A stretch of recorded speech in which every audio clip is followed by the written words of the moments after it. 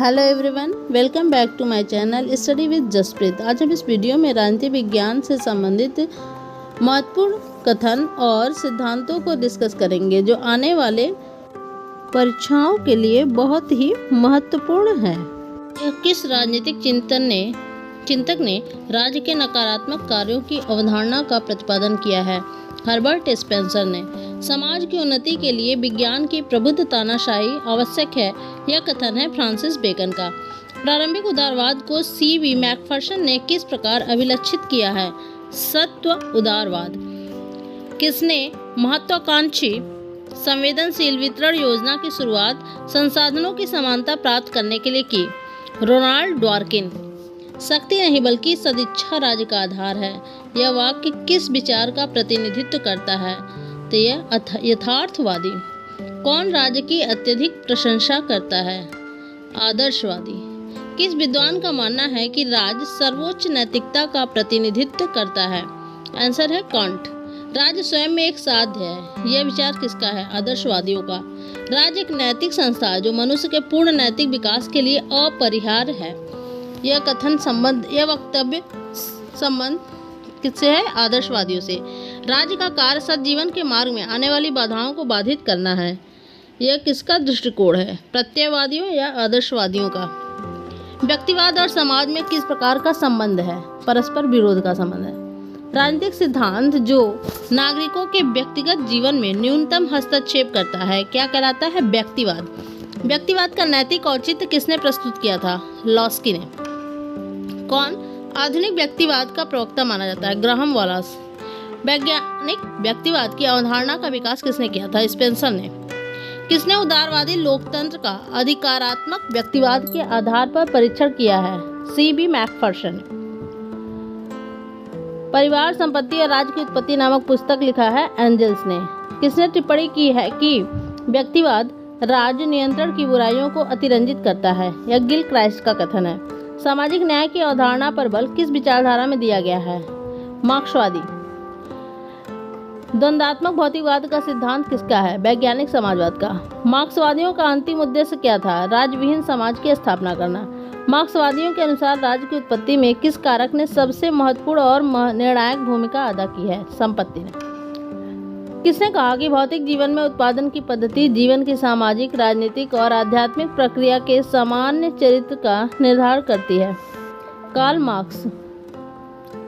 राज्यहीन वर्गहीन समाज पर किस विचारक का विश्वास था? मार्क्स का। श्रमिकों की तानाशाही के सिद्धांत को किसने सुपरिष्कृत किया था? लेनिन ने स्टेट एंड रिवॉल्यूशन में। इस बुक में किसने कहा कि परस्पर विरोधी वर्गीय समाज में राज्य एक राजनीतिक उपकरण है, एक वर्ग के ऊपर के शासन बनाए रखने का एक यंत्र है? यह कथन है मार्क्स का। किस विचारक ने सामाजिक बहुलवाद की अवधारणा का प्रतिपादन किया? पॉल टॉज। मार्क्सवादी सिद्धांत के विकास के पीछे मूल कारण क्या था? 17वीं-18वीं शताब्दी के दौरान पूंजीवाद के दुष्प्रभाव।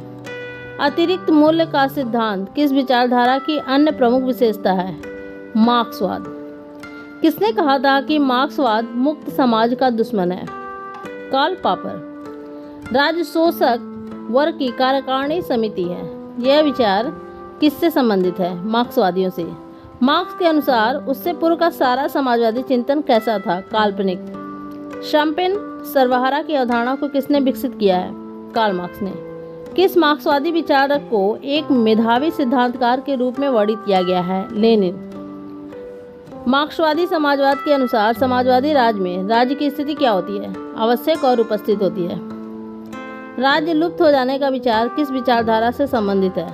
साम्यवाद से। आंग्ल भाषी जगत में राजनीतिक सिद्धांत मर चुका है। साम्यवादी देशों में वह बंदी है और अन्यत्र मर रहा है। यह कथन किसका है? अल्फ्रेड कॉबन। गुणतंत्र के लौह नियम का प्रतिपादन किसने किया? रॉबर्ट मिचेल्स ने। यूरो साम्यवाद शब्द के प्रथम प्रयोग का श्रेय किसे दिया जाता है? एनरिको बर्लिगर को।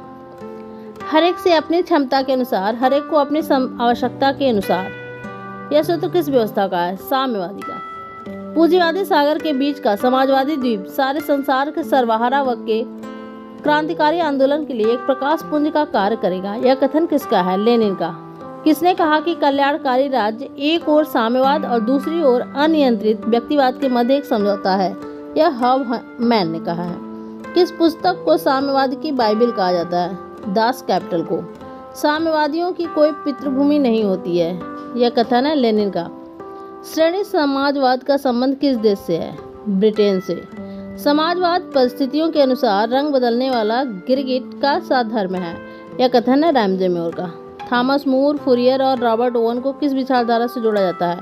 स्वप्निल समाजवाद से। मैक्स वेबर, दुर्खिम और पैरेटो का संबंध राजनीति शास्त्र के किस उपागम से जोड़ा जाता है? समाजशास्त्री उपागम से।